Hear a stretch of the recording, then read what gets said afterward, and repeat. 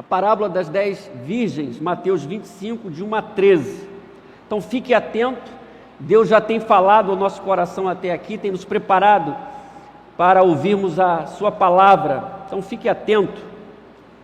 Antes de lermos o texto propriamente dito, nós devemos lembrar que essa parábola ela não nasce num vazio. A Bíblia é interessante, cada vez que você estuda, você entende algum detalhe que ajuda na compreensão do texto. Portanto, nós temos o capítulo 24 como um contexto do capítulo 25.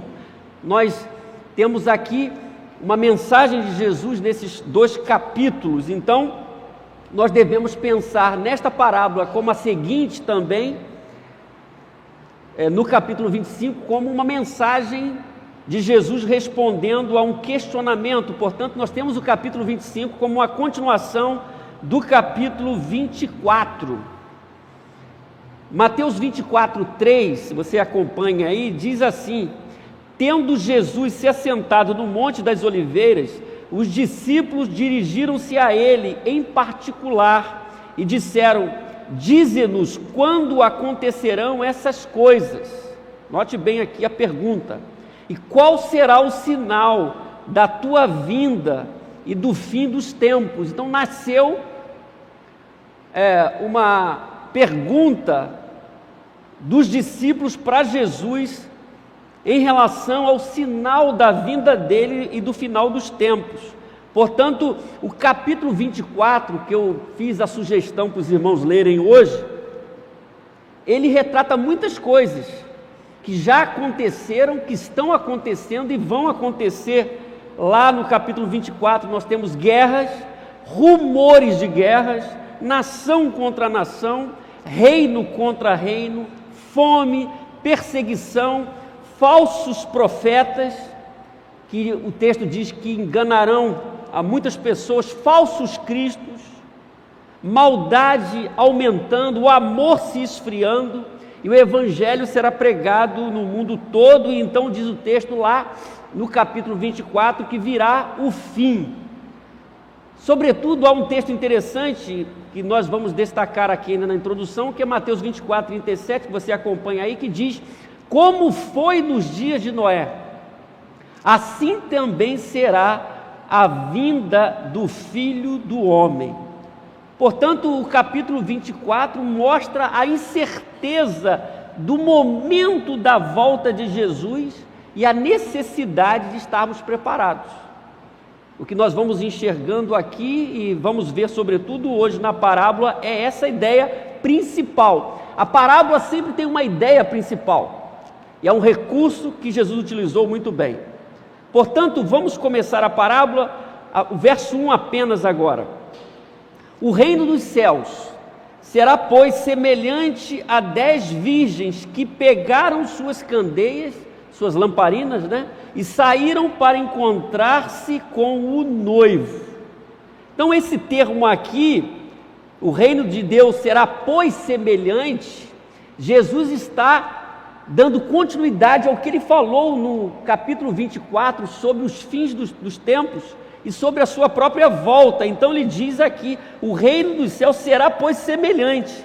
O texto aqui está indicando que se tornará como? Significa que as coisas tomarão um rumo na esfera do reino dos céus, correspondendo aos fatos que ocorrem na narrativa que segue sobre as 10 virgens aqui. Nós podemos comparar isso que Jesus está dizendo. Eu vou contar essa história e vocês vão entender. É importante, meus irmãos, nós tirarmos algumas ideias erradas quando pensamos nessa parábola, sobretudo. Algumas pessoas pensam que nós temos 10 moças que vão se casar com um noivo. Não é essa a ideia aqui. Nós temos que nos lembrar do contexto cultural judaico no que tange ao casamento. Como se dava um casamento? Nesse tempo, neste tempo. Então, nós temos um processo do casamento nesse primeiro século do tempo de Jesus. Primeiro, tinha um compromisso que era assumido, as famílias com os seus filhos, um compromisso. Primeira coisa acontecia era o compromisso. Depois seguia um noivado, que geralmente durava um ano. Lembra que nós lembramos de José e Maria, que eles estavam vivendo aquele noivado, antes do casamento ainda. Então o noivado durava 1 ano. Por exemplo, é uma curiosidade, já falei aqui, que essa moça no noivado, se o marido morresse, ela poderia ser considerada viúva sem se casar, por causa do compromisso e da seriedade desse compromisso.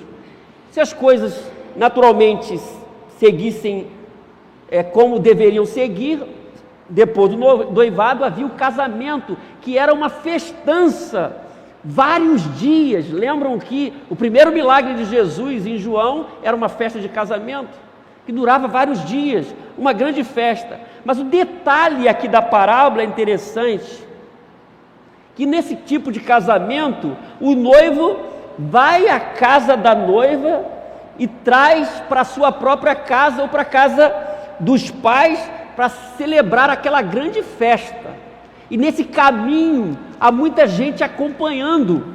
Por isso existem as damas de honra, mais ou menos seria essas 10 virgens, essas damas de honra, que podiam esperar ao longo do caminho a aparição do noivo para seguirem juntos nesse desfile, que era um desfile, para então entrarem naquela grande festa de casamento. E esse é o quadro que Jesus está contando para tirar uma verdade, sobretudo, principal. Então, quando nós estamos analisando essa parábola, nós não podemos pegar essa parábola no vazio, nem esquecendo o contexto do capítulo 24, nem deixando de considerar o pano de fundo cultural aqui, de como era um casamento nesse tempo, para entendermos direitinho o que Jesus quer nos ensinar. Uma outra coisa, nós não podemos considerar separadamente os elementos dessa parábola, porque a parábola quer mostrar uma verdade principal, considerando o quadro geral, desde o capítulo 24, os sinais que antecederão a volta do Filho de Deus, a volta de Jesus. Por isso nós devemos atentar bem para essa parábola. O verso 2 ao verso 5, nós vamos ler agora, diz assim: falando dessas moças, 5 delas eram insensatas e 5 eram prudentes.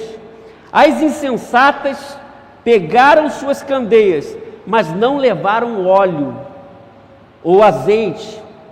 As prudentes, porém, levaram óleo em vasilhas, junto com as suas candeias. O noivo demorou, lembra? Tinha que esperar o noivo para o cortejo, até a festa do banquete. O noivo demorou. O noivo demorou a chegar e todas ficaram com sono e adormeceram. Olha só aqui, no caso aqui, claramente o que está sendo destacado é a necessidade da prontidão, já que não se sabia quando o noivo viria. Elas sabiam que o noivo passaria por ali, mas não sabia a hora. Então devemos lembrar que as 10 virgens não são futuras esposas, e sim acompanhantes para seguirem com o noivo para a festa. Isso é importante. O texto nos informa que o noivo demorou a chegar. E o que aconteceu? Elas adormeceram, todas adormeceram. E a partir do verso 6, nos é dito assim, 6 a 10. À meia-noite, um horário impróprio, à meia-noite ouviu-se um grito. É interessante. O noivo se aproxima, saiam para encontrá-lo. Então todas as virgens acordaram e prepararam suas candeias. As insensatas disseram às prudentes: dei-nos um pouco do seu óleo, pois as nossas candeias estão se apagando. Elas responderam: não, pois pode ser que não haja o suficiente para nós, as prudentes, e para vocês. Vão comprar óleo para vocês. Verso 10 diz: e saindo elas para comprar óleo, chegou o noivo. Naquele momento que saíram para comprar o óleo, o noivo chegou. Quer dizer que não deu tempo. Então é interessante analisarmos essa parte do texto, que nós podemos destacar 4 semelhanças nas 10 virgens. Olha só que interessante. todas estavam desejosas de irem à festa do casamento. O propósito das 10 era de participar daquela festa, do banquete nupcial. Todas tinham esse desejo de irem à festa de casamento. Uma outra semelhança é que todas estavam com a mesma vestimenta, o traje, para seguirem para a festa, a mesma roupa, a mesma vestimenta. Terceira semelhança, todas tinham as suas próprias lâmpadas. Todas tinham as suas próprias lâmpadas. E essas lâmpadas eram realmente a propriedade pessoal de cada virgem ali. Cada uma delas era responsável pela devida preparação da sua própria lamparina. Não dava para cuidar da lamparina do outro, nesse caso aqui, para ter um encontro com o noivo, mas cuidar da própria lamparina. Mas todas tinham as suas próprias lamparinas. E a quarta semelhança, todas ouviram o anúncio da proximidade do noivo. Todas. E acordaram. É interessante aqui, o texto nos dá conta que à meia-noite ouviu-se o grito: o noivo está chegando, o noivo se aproxima. É importante aqui nesse contexto que antes do noivo chegar, houve o anúncio. Nós não podemos deixar de enxergar que a proclamação antecede a chegada do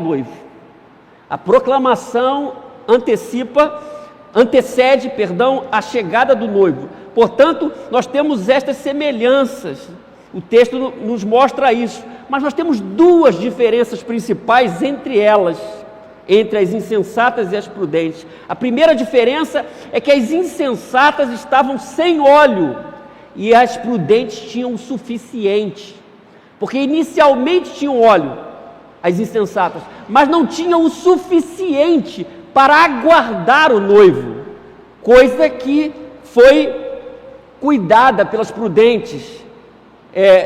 O texto no verso 8 diz assim: elas fizeram um pedido, quer dizer, o pedido veio das imprudentes: dei-nos um pouco do seu óleo, pois as nossas candeias estão se apagando. Lembram bem que foi à meia-noite, passou-se algum tempo, então elas tinham a lâmpada, mas não tinham o óleo suficiente, o azeite suficiente, que as outras tinham.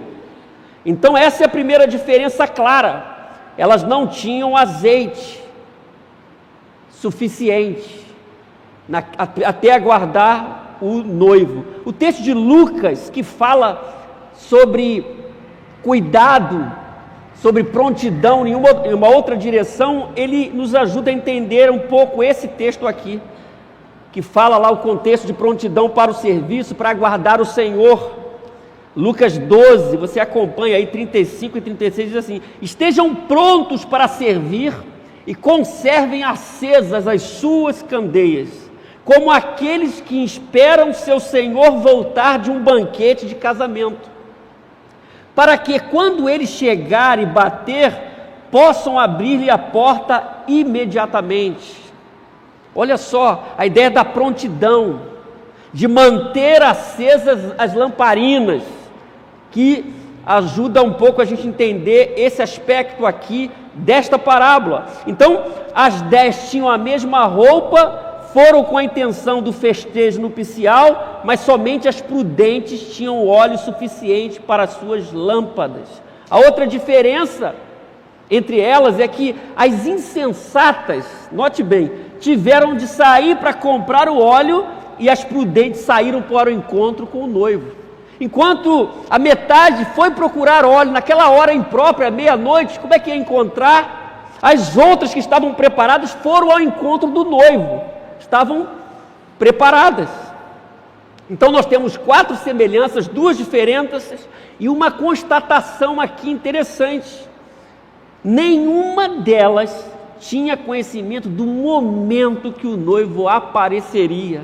Elas estavam aguardando, mas não sabiam o momento exato. Como nós estamos aguardando Jesus, nós não sabemos o momento, mas estamos aguardando, mas não sabemos o momento exato.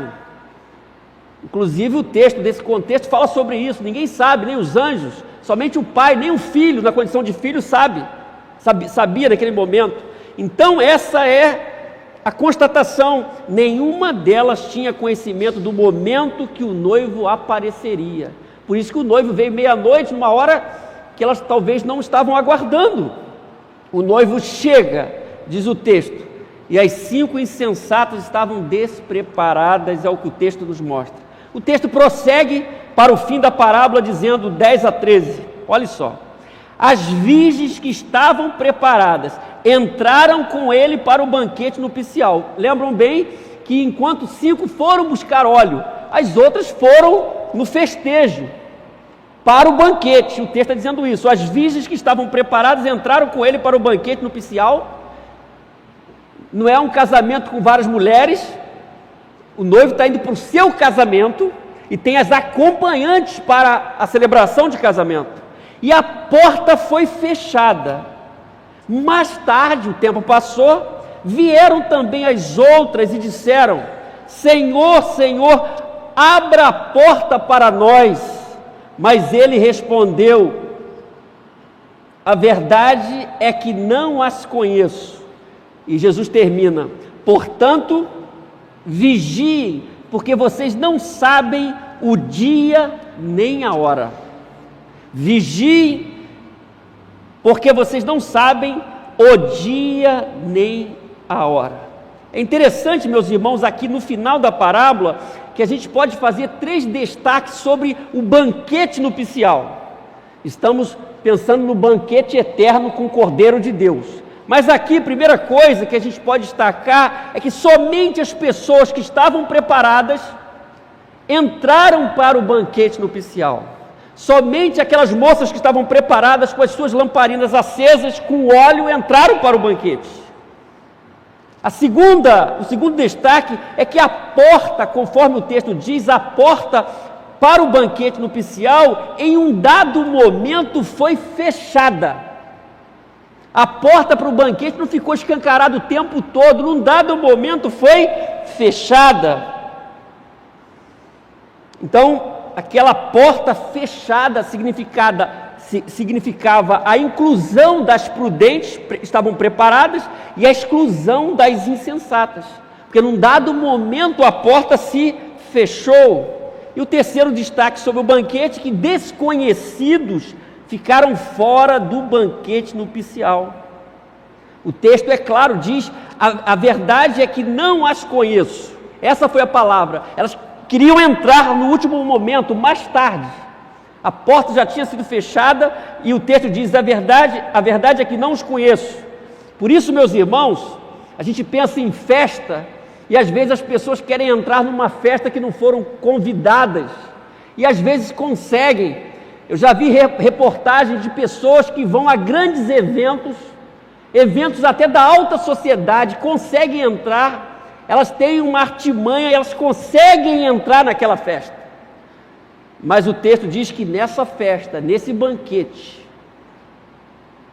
as pessoas desconhecidas não entraram e não entrarão nesse banquete final. A verdade é que não as conheço. A gente pode dizer aqui numa linguagem de hoje, né? Nesse banquete não pode haver penetras. Só as pessoas convidadas e preparadas podem entrar nesse banquete, porque é um banquete especial. Essa é a ideia da parábola. Nós não poderíamos fazer nenhuma outra aplicação para a nossa vida sem entendermos tudo isso até aqui. E eu queria então lançar 3 desafios a partir dessa parábola. O primeiro desafio, meus irmãos: creia no plano de redenção de Deus. Isso é fé. Creia no plano de redenção de Deus.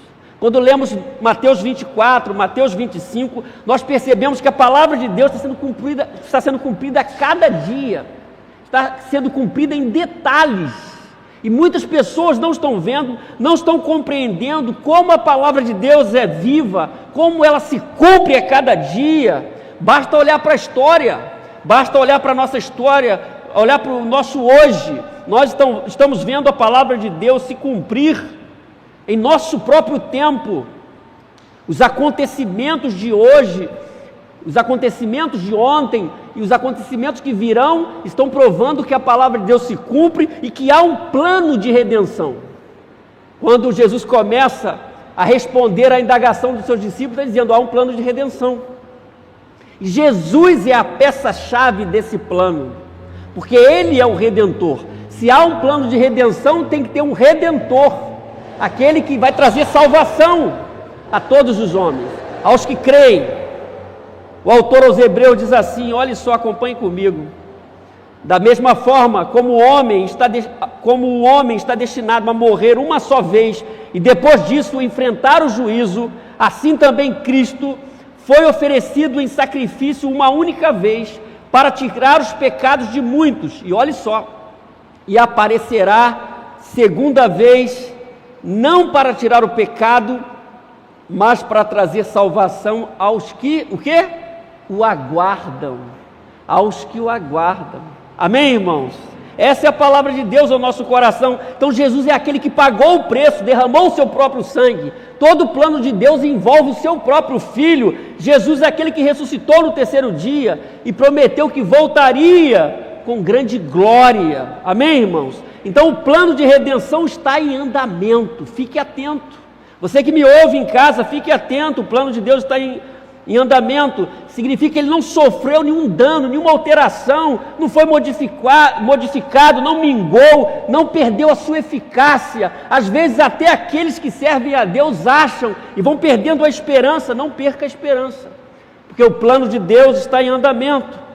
Esse é o primeiro desafio. Existe um plano de redenção em andamento, e você deve entender este plano de redenção, entender as coisas do Redentor. Amém, irmãos? Segundo desafio: desenvolva um relacionamento pessoal com Deus. Pessoal com Deus, isto é seriedade. Nós estamos falando esse ano sobre compromisso, e não há compromisso sem seriedade. Note bem, capítulo 25, 8 e 9, as insensatas disseram às prudentes: dei-nos um pouco do seu óleo, pois as nossas candeias estão se apagando. Elas responderam: não, pois pode ser que não haja o suficiente para nós e para vocês. Vão comprar óleo para vocês. Nós estamos aprendendo aqui que é preciso desenvolver um relacionamento pessoal com Deus, cada pessoa. Então, primeiro, a parábola apontou para o fato de que não podemos pensar em Deus na última hora, nem relacionamento com Deus na última hora. Muita gente vai fazer isso. A parábola está mostrando isso. Muitas pessoas vão buscar a Deus na última hora, e não dá para ser assim, é muito arriscado. É fácil deixar as coisas para o último momento, de maneira que já não há mais como se preparar para estar com Deus, porque chegar tarde sempre é uma tragédia. Às vezes nós perdemos muitas coisas por falta de preparo, coisas do cotidiano, coisas que a gente consegue resolver. Mas, meus irmãos, nós estamos falando de algo muito mais profundo, mais grandioso aqui. Você precisa desenvolver um relacionamento com Deus urgentemente, hoje. Não pode deixar para a última hora, não pode deixar para depois. A segunda coisa aqui é que a parábola apontou para o fato de que o relacionamento com Deus envolve responsabilidade.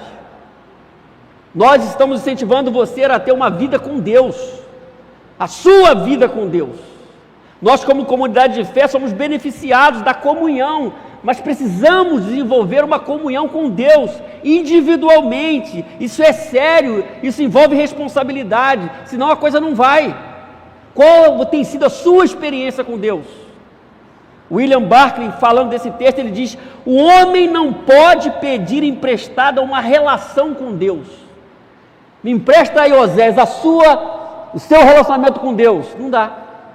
Ele diz: deve possuí-la. Não pode pedir emprestada uma personalidade, deve estar revestido dela. E ele vai dizer: não podemos viver sempre do capital espiritual que outros reuniram. Há certas coisas que devemos ganhar ou possuir por nossa conta, porque não podemos pedi-las a outros. Não dá para subir na nuvem com outra pessoa, me dá uma carona aí. O texto está mostrando isso. Cada pessoa é responsável pela sua própria vida espiritual. Num primeiro sentido, sim, nós ajudamos pessoas mas cada pessoa é responsável pela sua própria vida. Então tome uma decisão hoje na direção do compromisso, da relação com Deus. Terceiro, a parábola apontou para o fato de que algumas pessoas serão surpreendidas com o aparecimento de Jesus final, derradeiro de Jesus, a aparição escatológica, quando ele surgir para buscar a sua igreja. Verso 11 a 13 disse: mais tarde vieram também as outras e disseram: Senhor, Senhor, uma súplica, abra a porta para nós.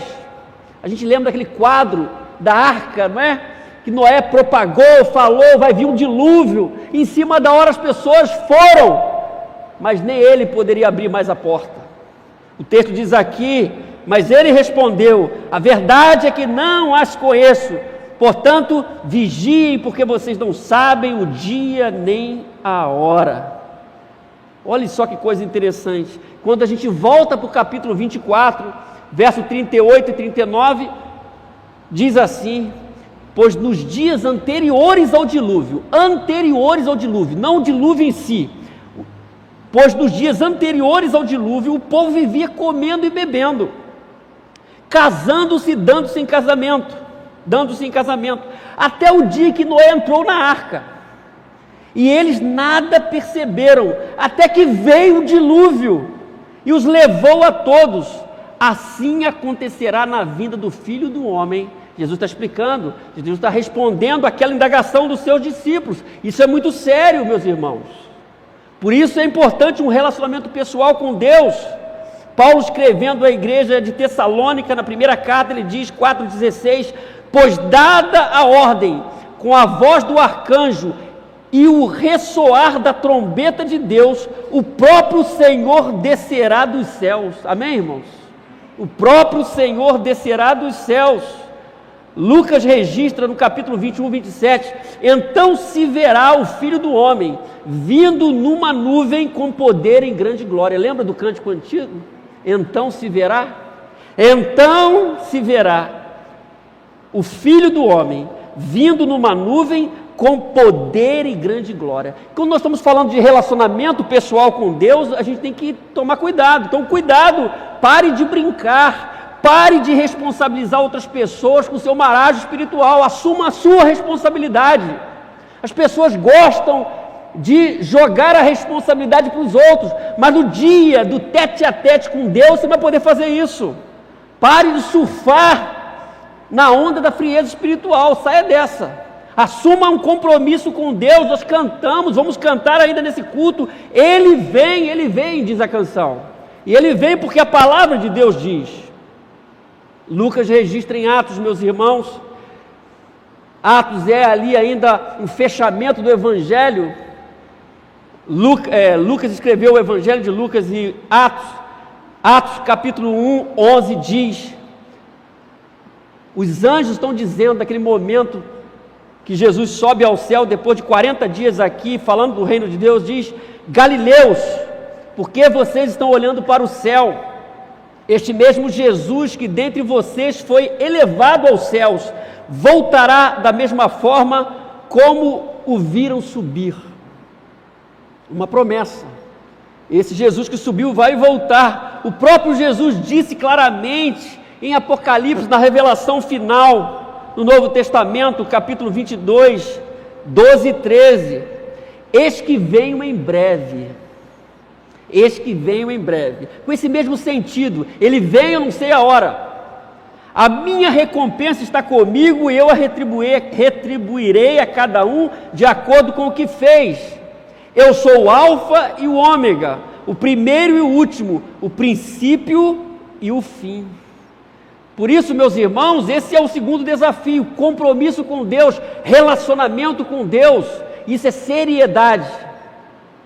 Não só pensando na eternidade, mas para que você seja um instrumento de Deus, para que você faça a diferença, você precisa ter que ter e desenvolver um relacionamento sério com Deus. Amém? Por fim, o terceiro desafio, que fecha a ideia principal desses dois capítulos: prepare-se para participar do banquete com o Cordeiro de Deus. Se é bom aqui, meus irmãos, lá vai ser incomparável. Prepare-se para esse banquete com o Cordeiro Jesus. Isto é prudência. O banquete está organizado apenas para os convidados, para os salvos. Amém? Só para os salvos. Você é salvo em Cristo Jesus. Mateus 25:10 diz: as virgens que estavam preparadas entraram com ele para o banquete nupcial e a porta foi fechada. Entraram e a porta foi fechada. Olha que interessante, meus irmãos, Apocalipse 19:9 está escrito: e o anjo me disse, João disse, escreva, felizes os convidados para o banquete do casamento do Cordeiro. Amém? Vamos repetir comigo? Felizes os convidados para o banquete do casamento do Cordeiro. Pode ser melhor? Felizes os convidados para o banquete do casamento do Cordeiro. Felizes. Existem no livro de Apocalipse, existem 7 bem-aventuranças. Uma que nós estamos vendo aqui: felizes ou bem-aventurados, convidados para o banquete do casamento do Cordeiro. É uma promessa que João está registrando, está ouvindo.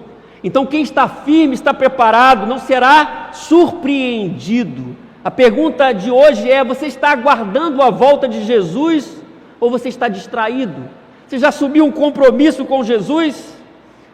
A distração, meus irmãos, traz danos no cotidiano nosso, no dia a dia nosso. Como eu disse, algumas coisas pequenas traz alguns aborrecimentos, a distração, mas a distração espiritual nesse nível aqui pode trazer danos eternos. Não é perder um ônibus, não é perder o avião, é perder a eternidade, é um dano eterno. Por isso nós temos a outra bem-aventurança em Apocalipse 22:14, diz: felizes os que lavam as suas vestes, e assim têm direito à árvore da vida e podem entrar na cidade pelas portas. Amém? Leia comigo mais uma vez. É a Bíblia, meus irmãos. Felizes os que lavam as suas vestes, e assim têm direito à árvore da vida e podem entrar na cidade pelas portas. Porque o texto está dizendo que os bem-aventurados lavam as suas vestes. A ideia é que essas vestes foram lavadas pelo sangue do Cordeiro, no sangue do Cordeiro. E tem o direito da árvore da vida, porque Apocalipse se reporta novamente à linguagem de Gênesis, a árvore da vida. E podem entrar na cidade pelas portas, na cidade eterna. O hino diz, que nós cantamos: o rei está voltando, o rei está voltando, a trombeta está soando, o meu nome irá chamar. Irá chamar o seu nome? O meu nome irá chamar. Sim, o rei está voltando, o rei está voltando, aleluia, ele vem me buscar. É uma convicção de fé, não tem dúvida. Tem gente que tem medo. Se você tem medo, você não é um salvo, lavado pelo sangue do Cordeiro. Agora, você pode cantar essa canção nesses termos aqui? O rei está voltando, a trombeta está soando, o meu nome irá chamar. Você pode?